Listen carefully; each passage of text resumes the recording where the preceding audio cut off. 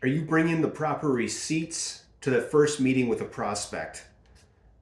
Chances are you're not. And if you want to know what I mean by receipts, stay tuned in this video. I'm going to share with you 3 things that you got to be bringing to this first meeting.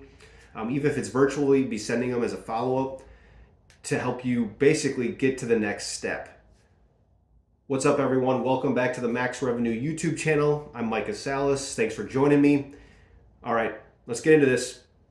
Receipt number 1 thing that you should be bringing is proof, right? List of your clients that you have actually helped.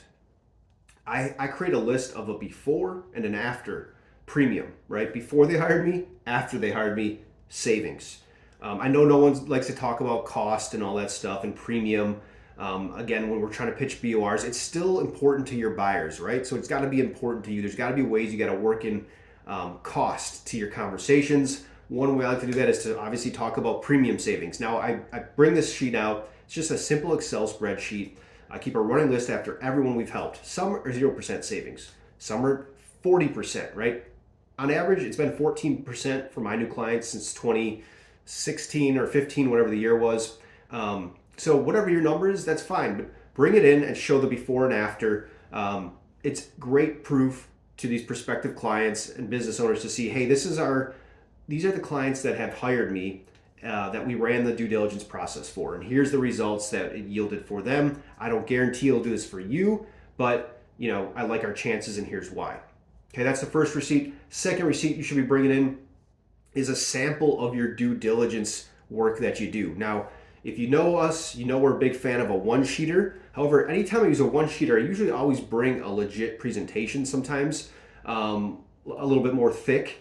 And I'll show a prospect that and say, here's what we can do for you from a due diligence side of things. Here's what I mean by a due diligence analysis. And this is showing them exactly, hey, here's the benchmarking data. Here's what it looks like. Here's the coverage analysis that we did. Here was the ideas we brought in. Here's the calendar we created, right? This is a packet of information showing them what you do when you do your due diligence work. Here's the exclusions we found, right? And then the last thing I think that's really helpful if you can bring it in is some type of letter, right? Or recommendation from another client, another peer. Just say, hey, we work with Micah. He's the best. Love him. Wouldn't work with any other agents. He makes our life super easy, right?